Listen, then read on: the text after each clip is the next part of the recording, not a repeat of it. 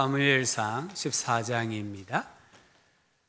구약 성경 428쪽 사무엘상 14장 1절부터 7절까지 말씀을 보겠습니다. 오늘 말씀을 성경을 찾으시고 또 앞에 화면을 보시면서 1절부터 7절까지를 다 함께 읽도록 하겠습니다. 하루는 사울의 아들 요나단이 자기의 무기를 든 소년에게 이르되 우리가 건너편 블레셋 사람들의 부대로 건너가자 하고 그의 아버지에게는 아뢰지 아니하였더라. 사울이 기브와 변두리 미그론에 있는 송유나무 아래에 머물렀고 함께한 백성은 600명가량이며 아이야는 에봇을 입고 거기 있었으니 그는 이가봇의 형제 아이두베의 아들이요 비느하스의 손자요 실로에서 여호와의 제사장이 되었던 엘리의 증손이었더라. 백성은 요나단의 간줄 알지 못하니라. 요나단이 블레셋 사람들에게로 건너가려는 어기 사이 이쪽에는 험한 바위가 있고 저쪽에 또 험한 바위가 있는데 하나의 이름은 보세스요 하나의 이름은 세네라. 한 바위는 북쪽에서 믹마스 앞에 이르렀고 하나는 남쪽에서 게바 앞에 이르렀더라. 요나단이 자기의 무기를 든 소년에게 이르되 우리가 이 할례 받지 않은 자들에게로 건너가자. 여호와께서 우리를 위하여 일하실까 하노라. 여호와의 구원은 사람이 많고 적음에 달리지 아니하였느니라. 무기를 든 자가 그에게 이르되 당신의 마음이 있는 대로 다 행하여 앞서가소서. 내가 당신과 마음을 같이하여 따르리이다. 아멘. 할렐루야. 찬양대 하나님께 찬양드립니다. 1945년도에 3명의 복음 전도자가 정말 혜성같이 세상에 등장을 했습니다. 우리가 아는 빌리 그레함과 찰스 템펄턴, 브론 클리포드라는 청년이었습니다. 이 세 사람은 그 당시에 나이가 20대 중반이었습니다. 얼마나 유명했느냐 하면 찰스 템펄턴은 오늘날 미국 전역에서 가장 뛰어난 은사를 가진 설교자라고 평가를 받았습니다. 브론 클리포드도 수세기에 걸쳐 한 번 나올까 말까 한 가장 유능하고 훌륭한 설교자로 인정을 받았습니다. 심지어 이 클리포드가 베일러 대학에서 체프를 인도할 때 총장은 설교자가 방해받지 않도록 하기 위해서 학교의 수업의 시작과 끝을 알리는 차임벨을 끄도록 했다고 합니다. 그로부터 5년이 지났습니다. 찰스 템펄턴은 이 설교 사역을 떠나고 무신론자가 되고 맙니다. 브론 클리포드도 한 10년이 지났을 때 1954년에 35세 나이의 여인 속에서 객사하고 맙니다. 방탕한 생활, 약물 중독 이런 삶들로 인해서 그는 그만 죽습니다. 10년이 지났을 때에 단 한 사람만 그리스도를 위한 사역의 길에 남아 있었습니다. 그 사람이 바로 세계적인 전도자 빌리 그레함 목사였다고 합니다. 이 실화는 우리에게 중요한 것을 하나 가르쳐 줍니다. 인생에서 중요한 것이 뭐냐? 어떻게 시작하느냐가 아니라 어떻게 끝마치느냐라는 것을 가르쳐 주고 있습니다. 많은 사람들이 어떻게 시작하느냐에 초점을 두는데 사실은 어떻게 끝마치느냐가 더 중요하다는 거예요. 우리 예수님께서도 처음 된 자가 나중되고 나중된 자가 먼저 된다라는 말씀을 하셨습니다. 오늘 마귀는 우리 사람들에게 신앙생활을 시작하는 것을 어렵게 만들어요. 첫 발을 교회에 내딛는 것을 어렵게 만들어요. 근데 마귀가 더 힘쓰고 애쓰는 것은 교회에 첫 발을 내디딘 사람이 신앙의 경주를 완주하지 못하도록 끊임없이 방해하고 해방하고 대적한다는 것을 우리는 꼭 기억해야 합니다. 디모데후서 4장 7절에 사도 바울이 이렇게 고백합니다. 나는 선한 싸움을 싸우고 나의 달려갈 길을 마치고 믿음을 지켰다. 이 고백이 얼마나 위대한 고백인지 모릅니다. 정말 사도 바울이 이렇게 고백하기 위해서 얼마나 애썼을까? 얼마나 많이 무릎을 꿇었을까? 얼마나 많이 주님을 의지하고 바라보았을까? 생각을 할 수 있습니다. 오늘 예배하러 나오신 성도님들, 인생의 경주, 믿음의 경주 완주하시기를 주님의 이름으로 축복합니다. 나의 삶에서 가장 중요한 것은 어떻게 시작하느냐가 아닙니다. 어떻게 끝마치는가입니다. 그러기 위해서는 두 가지를 늘 묵상해야 합니다. 나는 무엇을 위해 살고 있는가? 나는 어떻게 살고 있는가? 이 두 가지입니다. 무엇을 위해 살고 있는가? 어떻게 살고 있는가? 이 두 가지를 늘 생각을 해야 합니다. 이것을 가장 잘 보여주는 인물이 사울입니다. 사울은 어떤 사람이었을까요? 우리가 계속해서 사무엘상을 묵상해 왔는데요, 9장을 읽어보면은 이 사울의 인간적인 모습을 이야기해요. 효성이 깊고 또 인성도 좋고 그에게 주어진 일을 얼마나 성실하게 감당하는지 몰라요. 외모도 준수하다고 했어요. 10장에 넘어가 보면 이 사울의 영적인 면을 이야기해요. 사울에게 여호와의 신이 크게 임하였다고 했습니다. 오늘 신약의 표현을 빌리면은 성령이 충만했다라고 기록하고 있어요. 그리고 사울은 성령이 임함으로 새 사람이 되었다, 새 마음을 가지게 되었다라고 이야기해요. 그가 예수님의 영이 임한 이후에는 반대자들에 대해서도 관용을 베푸는 삶을 보여줘요.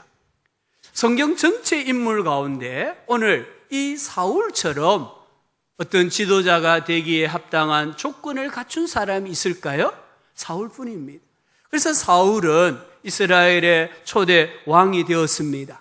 오늘 14장 47절 48절을 읽어보면 사울이 이스라엘 왕위에 오른 후에 어떤 일을 했는가를 요약해서 이야기해요. 사방에 있는 모든 대적 곧 암몬과 모압 자손과 에돔과 소바의 왕들과 블레셋 사람들을 쳤는데 향하는 곳마다 이겼고 연승했다는 거예요. 계속 승리를 했습니다. 용감하게 아말렉 사람들을 치고 이스라엘 그 약탈하는 자들의 손에서 건졌더라. 전쟁을 하면은 계속 승리하고 이스라엘 백성들을 대적의 손에서 건져내었습니다. 그런데 우리가 성경을 잘 읽어보면 사울이 향하는 곳마다 승리하고 그의 명성이 높아질 때마다 하나님의 평가는 완전하게 달랐습니다. 우리가 이미 살펴보았습니다마는 13장 13절에 사무엘이 사울에게 말합니다. 왕이 망령되이 행하였도다. 왕이 하나님 여호와께서 왕에게 내리신 명령을 지키지 아니하였도다. 15장 11절에서는 하나님 말씀합니다. 내가 사울을 왕으로 세운 것을 후회한다. 15장 23절은 사무엘이 사울에게 말하기를 왕이 여호와의 말씀을 버렸으므로 여호와께서도 왕을 버려 왕이 되지 못하게 하셨나이다. 사울은 왕이 되고 나서 그가 전쟁을 하는 곳마다 승리를 거두었다고 했습니다. 그는 전쟁에서 승리함으로 백성들이 볼 때에 야, 우리가 왕을 잘 세웠다. 정말 하나님께서 열국과 같은 리더를 우리에게 주셨다. 그렇게 사울을 높이고 칭송을 했을 거예요. 그런데 하나님은 사울이 연승할 때마다 사울이 이스라엘 백성들을 대적자의 손에서 건져낼 때마다 하나님 생각하시기를 사울이 왜 저래? 이렇게 하셨다는 거예요. 사울이 좀 이상하네? 사울이 좀 변했네? 이렇게 생각하셨다는 거예요. 그리고는 하나님께서 사울을 왕으로 세우신 것을 후회하고 사울이 여호와의 말씀을 버렸기 때문에 하나님께서도 사울을 버려 왕이 되지 못하게 하셨다라고 말씀합니다. 오늘 이 사울의 이야기 우리에게 많은 영적인 가르침을 줍니다. 무엇을 하느냐가 중요한가? 어떻게 하느냐가 중요한가? 우리 생각을 해야 됩니다. 사울은 가는 곳마다 승리했습니다. 오늘 말씀하지 않습니까? 향하는 곳마다 이겼고 용감하게 이스라엘을 그 대적들의 손에서, 약탈자들의 손에서 건졌더라. 너무나 많은 업적을 세웠어요. 너무나 많은 공로를 세웠어요. 그런데 하나님이 보실 때는 아니야 라는 거예요. 사울은 지금 무엇을, 자기의 업적, 자기의 이름, 자기의 명성을 나타내는 일에 정말 탁월한 리더였습니다. 하지만 그 일을 행함에 있어서는 하나님이 보실 때는 아니야 라는 거예요. 모세를 한번 생각해 보십시오. 민수기 20장에 보면 이스라엘 백성들이 가데스 바네아에 이르렀을 때 물이 없다고 모세와 아론 하나님을 막 원망을 해요. 그때 하나님께서 모세에게 출애굽할 때 사용했던 지팡이를 손에 들고 반석에게 명하라라고 합니다. 이 반석에게 물아 솟아나라 이렇게 명령을 하라고 했습니다. 그런데 모세가 그만 그의 마음속에 혈기가 일어납니다. 그래서 지팡이로 반석을 2번을 내리칩니다. 그런데 신기하게도 물이 콸콸콸 솟아났습니다. 물이 솟아남으로 이스라엘 백성들의 목마름이 해결이 됩니다. 짐승들의 목마름이 해결이 됩니다. 이스라엘 백성들은 역시 모세야 하면서 모세를 지켜 세웁니다. 모세가 하나님의 종이라고 인정하고 모세를 막 영웅 취급을 합니다. 그런데 하나님 뭐라고 하십니까? 야, 너 가나안에 못 들어간다.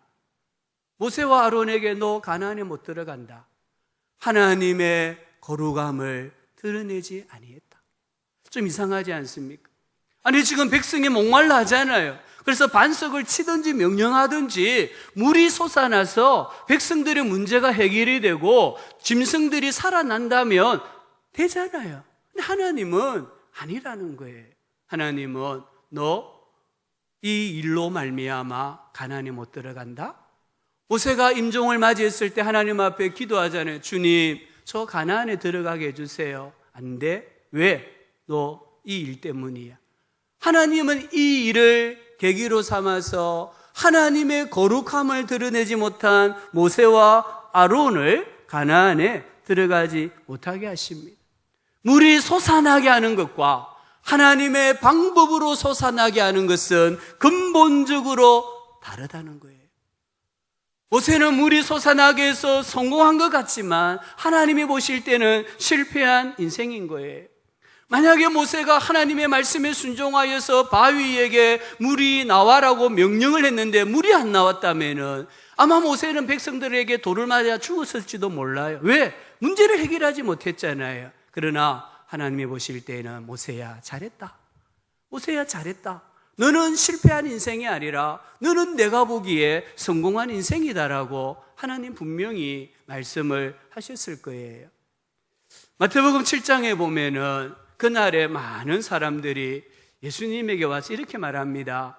주님, 우리가 주님의 이름으로 선지자 노릇했습니다. 잘했죠? 주님, 우리가 주님의 이름으로 귀신을 막 쫓아냈습니다. 주님, 우리가 주님의 이름으로 병든 자를 고치고 많은 권능을 행하였습니다. 이제 천국에 들어갈 수 있겠죠? 이렇게 물은 거예요. 그때 주님이 뭐라고 말씀하시는지 아십니까? 내가 너희를 도무지 알지 못한다. 불법을 행하는 자들아, 내게서 떠나가라. 자기 행위를 하나님 앞에 좀 말씀을 드려서 인정을 받아 천국에 들어가기를 원하는 이 많은 그리스도인들에게, 신자들에게 우리 주님이 3가지를 말씀하시는 거예요. 알지 못한다. 알지 못한다 말이 인정하지 않는단 말이에요. 주님의 이름으로 선지자 노릇하고 복음을 전하고 주님의 이름으로 귀신을 쫓고 주님의 이름으로 병든 자를 고치고 이적과 기사를 행한 이 모든 일에 대하여 주님은 나는 인정할 수 없다. 인정할 수 없다고 하는 거예요. 나아가서 주님께 칭찬받기를 원했는데 불법이라고 이야기해요. 주님과 영원히 살기를 원했는데 내게서 떠나가라고 말씀해요. 하늘에 계신 내 아버지의 뜻대로 행하는 자라야 천국에 들어가리라고 말씀합니다. 무엇을 하느냐가 아닙니다. 어떻게 하느냐는 거예요. 내가 선지자 노릇을 하느냐가 중요한 게 아니라 어떻게 하느냐는 거예요. 귀신을 쫓아내는 능력을 행하느냐가 아니라 어떻게 행하느냐는 거예요. 하나님은 우리가 어떤 일을 하는 것을, 우리가 업적을 세우고 공로를 세우는 것에 대하여서 주님은 별 마음이 없어요. 주님은 우리가 작은 일이라 할지라도 어떻게 하느냐 태도를 보시는 거예요. 디도서 2장 14절은 우리를 구원하신 목적 중에 하나가 선한 일을 열심히 하는 하나님의 백성으로 삼기 위해서라고 했어요. 우리 성도님들 선한 일 하셔야 됩니다. 구제하셔야 됩니다. 그런데 그 선한 일을 하고 구제하는 목적이 내가 하나님 앞에 잘 보이기 위해서, 내가 하나님 앞에 나는 이런 사람입니다라고 드러내기 위해서, 공로를 세우기 위해서, 그래서 나는 천국에 합당한 사람입니다라고 주장하기 위해서라고 하면 죄송하지만 그 선행과 구제는 주님 말씀합니다. 인정하지 못한다고 합니다. 불법을 행하는 자들이라고. 우리가 선한 일을 왜 해야 합니까? 구제를 왜 해야 합니까? 내가 구원받은 하나님의 백성이기 때문에, 구원의 은혜가 너무 크기 때문에, 내가 하나님을 믿는 사람이기 때문에 선한 일을 하고 구제를 하고 사람들을 섬기고 돕는 거예요. 하늘에 계신 하나님의 뜻대로 해야 합니다. 그런데 오늘 너무나 많은 신자들이 예수님 말씀처럼 자기의 의를 드러내고 자기의 의지대로 어떤 일을 하고 그것을 공로로 삼고자 하는 거예요. 하나님은 내가 무엇을 하느냐 중요하게 생각하지 않습니다. 하나님은 중요하게 생각하는 것은 어떻게 하느냐는 겁니다. 우리 인생에 긴 것 같지만 짧습니다. 이 짧은 한 번뿐인 인생 가운데 종종 주님 앞에서, 주님, 제가 지금 무엇을 하고 있습니까? 근데 제가 그 무엇을 어떻게 하고 있습니까? 라고 질문해야 합니다. 사울은 이스라엘의 초대 왕으로 40년간 통치했습니다. 사울은 성령 받은 사람입니다. 사울은 하나님의 능력을 체험한 사람입니다. 사울은 예언을 한 사람입니다. 그러나 시간이 지날수록 사울은 성령님이 없는 사람처럼 삽니다. 하나님 말씀을 버립니다. 하나님을 인정하지 않습니다. 하나님이 원하시는 왕이 아니라 열국의 왕처럼 변질되어 갑니다. 육적인 사울은 더욱 화려해지고 더욱 멋있어지지만 영적인 사울은 더욱 피폐해지고 쪼그라들고 강팍해집니다. 결국 사울은 실패하는 인생이 됩니다. 자기에게 주어진 특권, 재능, 시간, 이 모든 것을 하나님을 대적하는 일에, 하나님의 뜻과는 무관한 일에 사용하는 실패한 인생이 됩니다. 우리가 이 사무엘상에 나오는 사울을 보면서 정말 두려워해야 되는 것은 성령 받은 사람도, 성령의 은사와 능력을 경험한 사람도, 하나님이 어떤 분이신가를 아는 사람도 하나님의 말씀에 불순종할 수 있고, 하나님의 뜻이 아니라 자기 의지대로 살아갈 수 있다는 것을 깨달으면서 우리는 두려워해야 합니다. 사울은 인생의 경기를 완주하지 못했습니다. 사명자의 삶을 완주하지 못했습니다. 왜일까요? 오늘 14장이 그 이유를 설명합니다. 14장은 사실 사울의 이야기라기보다는 요나단의 이야기입니다. 이 요나단의 신앙을 하나님이 말씀해 주심으로 사울이 왜 실패할 수밖에 없는 인생이 되었는가, 인간적으로 영적으로 탁월하고 많은 영적인 체험을 했음에도 불구하고 사울은 왜 실패할 수밖에 없었는가에 대하여 우리에게 설명을 해줍니다. 사울은 자기 힘을 의지했습니다. 오늘 여기 14장의 전반부에 보면은 사울의 아들 요나단이 자기의 무기를 든 병사와 함께 블레셋 군대를 공격을 하고 있습니다.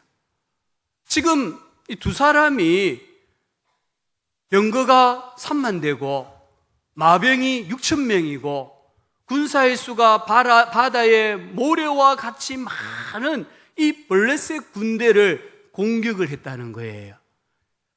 이 도대체 요나단이 무모하기 때문입니까?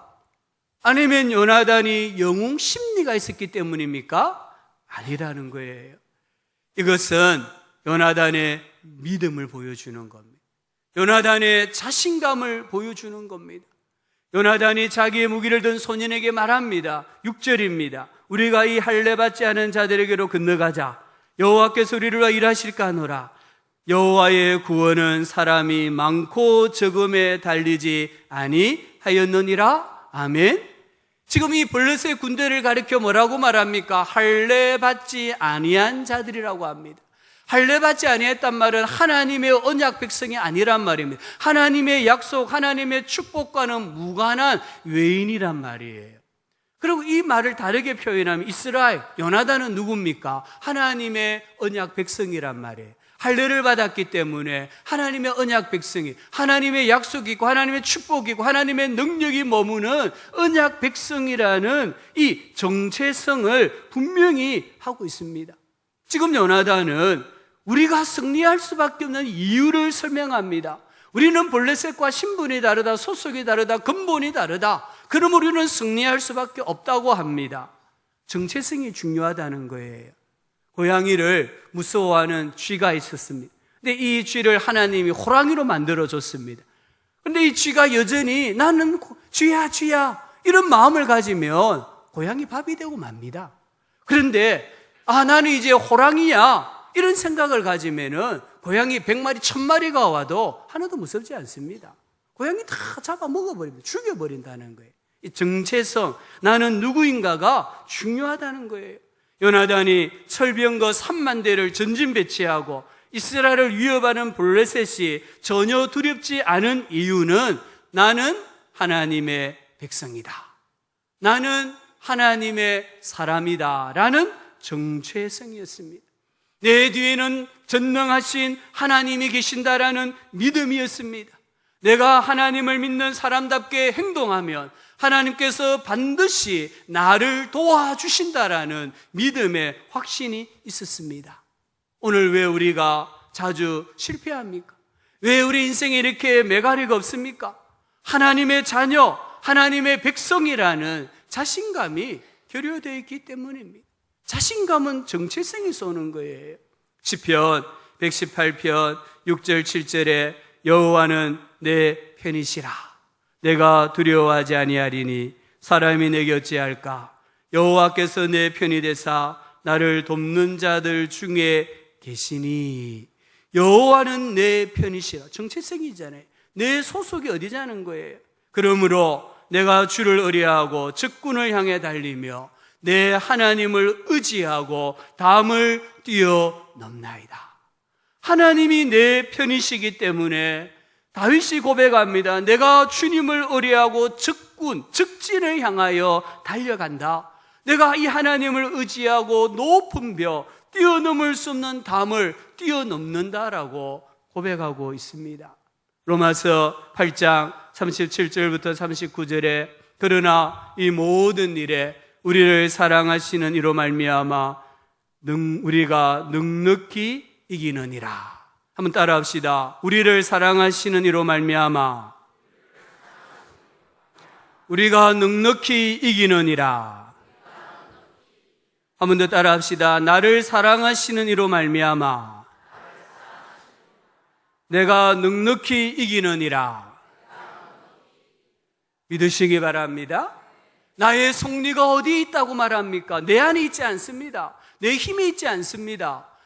나를 사랑하시는 하나님 아버지, 나를 사랑하시는 예수 그리스도로 말미암아 내가 충분히 이기고도 남는다. 이 확신을 우리가 가져야 돼요.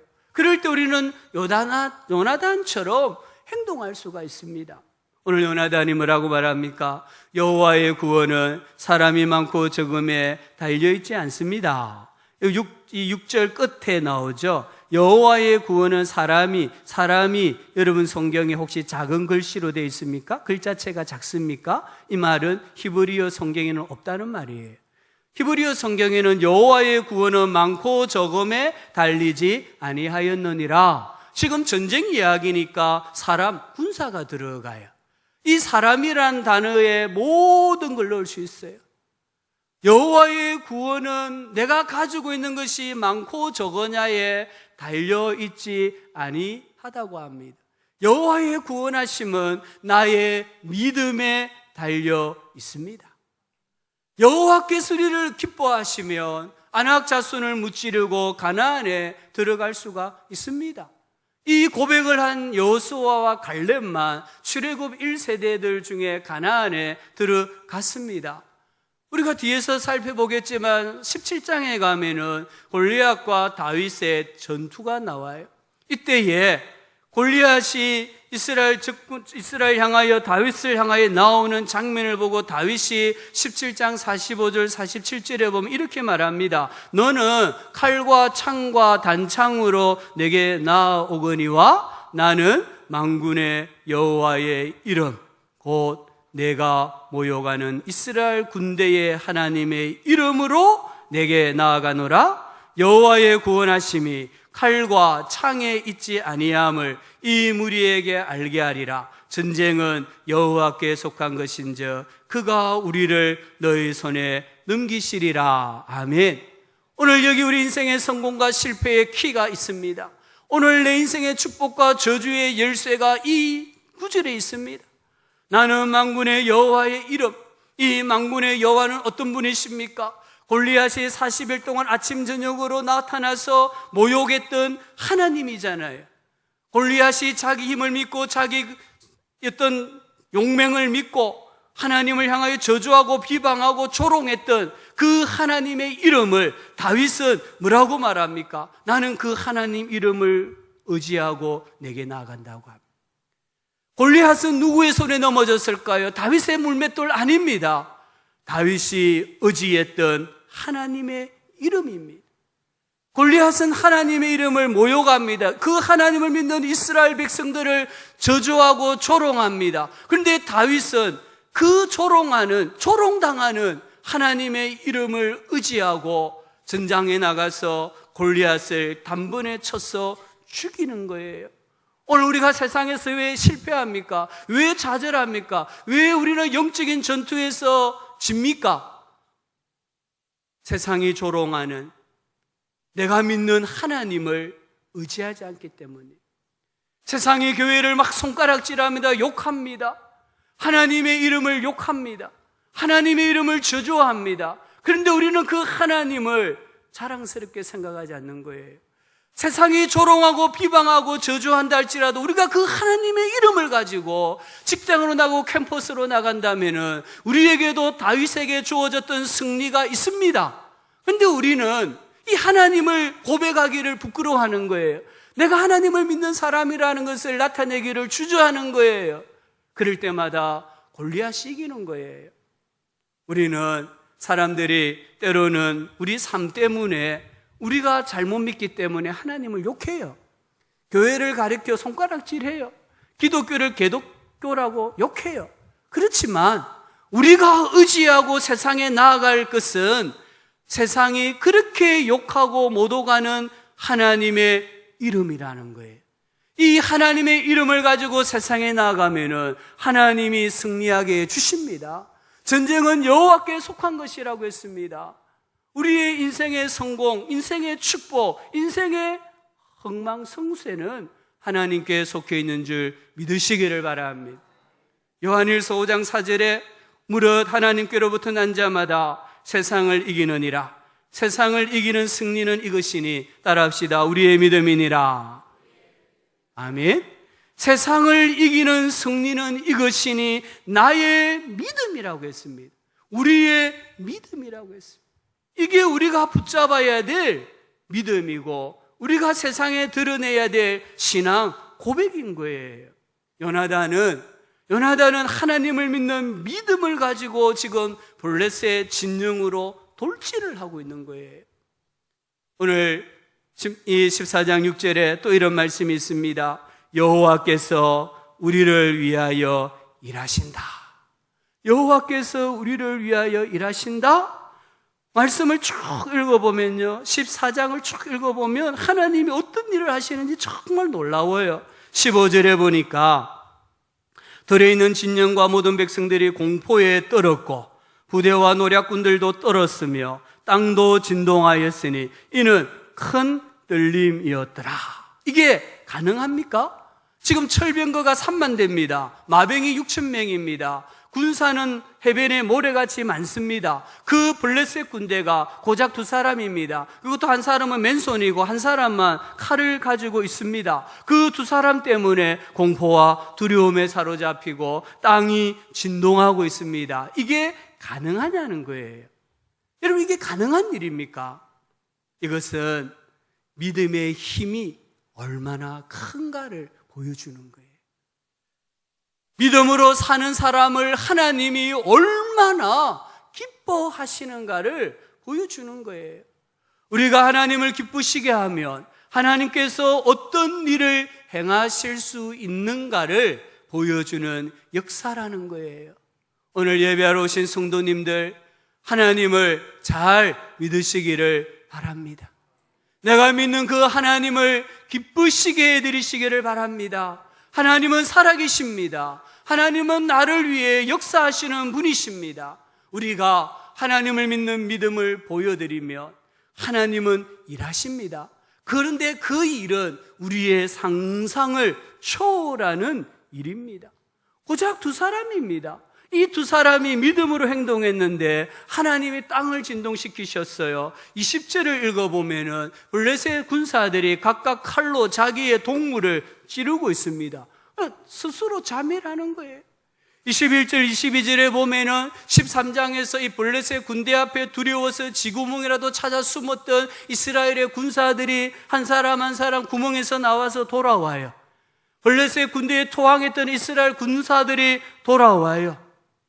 23절입니다. 우리 14장 23절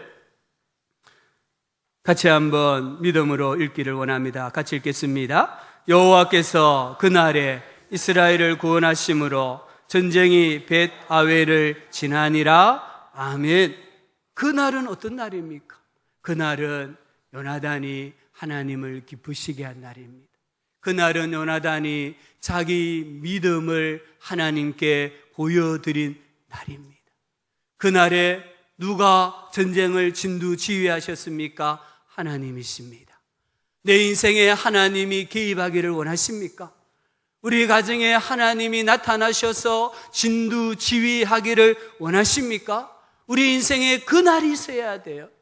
내 믿음을 하나님께 보여주는 그 날이 있어야 돼요. 모든 사람이 두려워 떨고 물러날 때에 나의 믿음은 이런 믿음입니다라고 하나님 앞에 고백할 수 있는 그날이 있어야 돼요. 하나님은 그날을 기다리고 계세요. 내가 그날을 맞이한다면 하나님은 상상을 뛰어넘는 능력을 행하십니다. 우리는 그걸 믿는 사람들이에요. 그게 우리가 믿는 하나님이라는 거예요.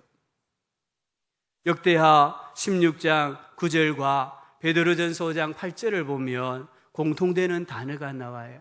우리 역대하 16장 9절입니다. 화면을 보면서 같이 한번 읽어볼까요?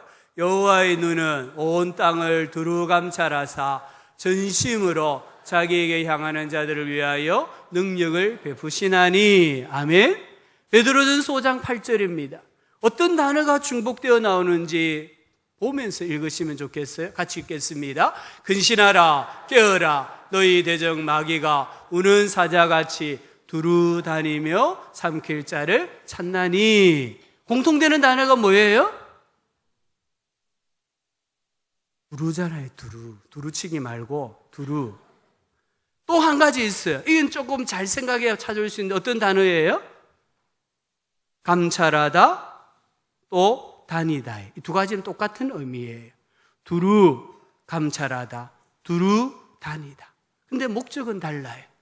하나님은 우리에게 능력을 베푸시기 위해 두루두루 감찰하고 계세요. 마귀는 하나님이 주신 복을 빼앗아가기 위해서 두루두루 다니고 있는 거예요.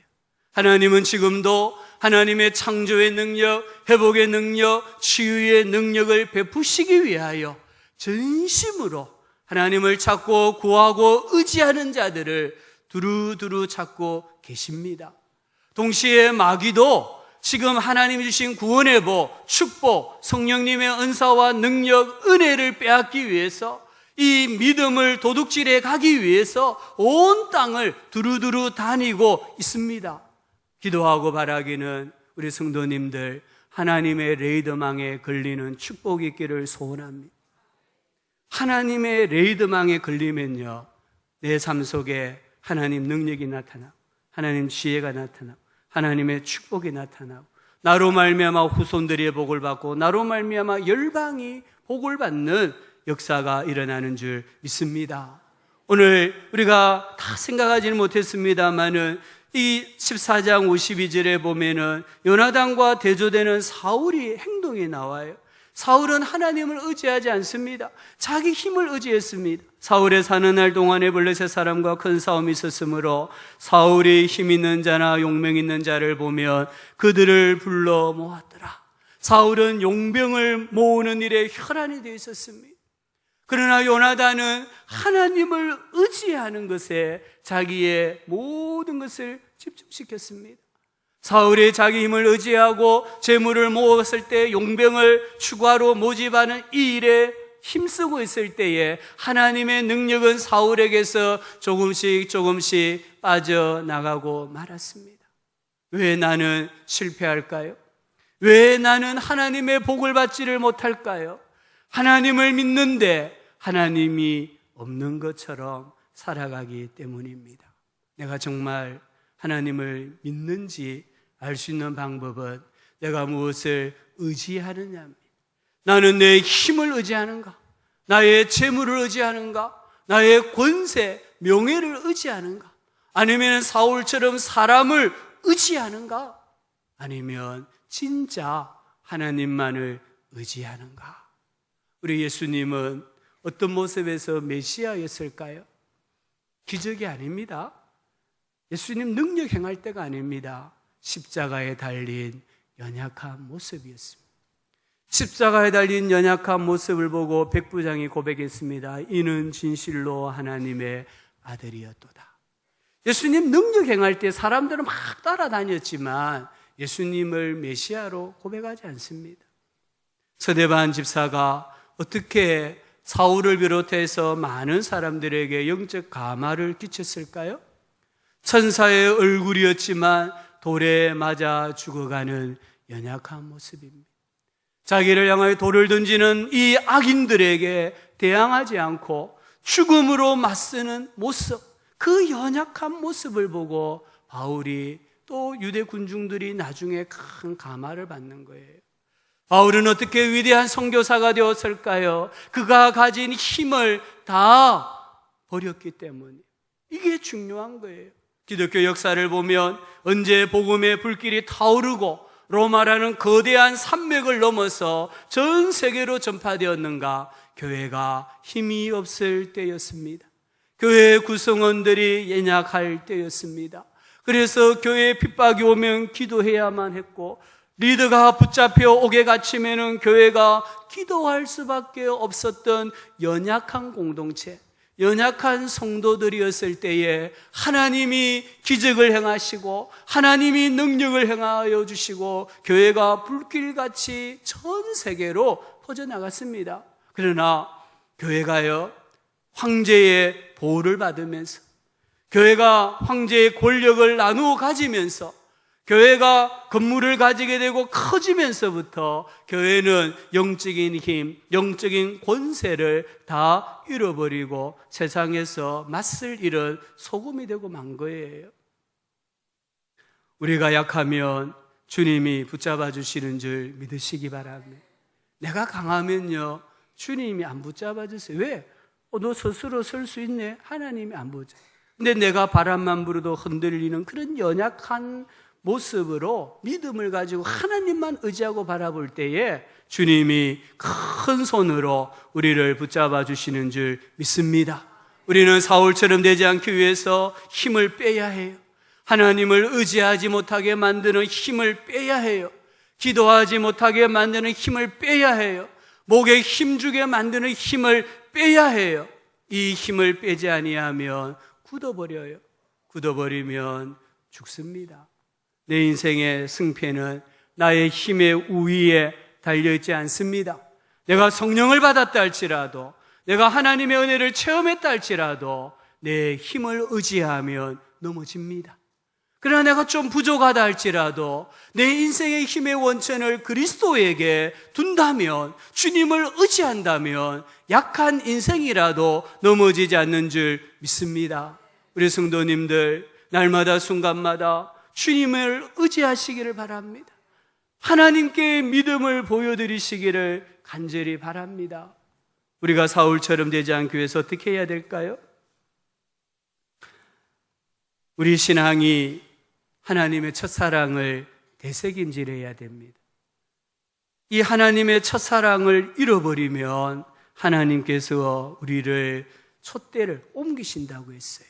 우리 성도님들, 이 하나님의 첫사랑, 내가 어떻게 교회를 나오게 되었고, 내가 어떻게 은혜를 받게 되었고, 내가 여기까지 살아온 이 하나님의 첫사랑을 늘 기억하시기 바랍니다. 묵상하시기 바랍니다. 그러면 교만하지 않습니다. 넘어지지 않습니다. 두 번째는 신앙이 생활이 되어야 합니다.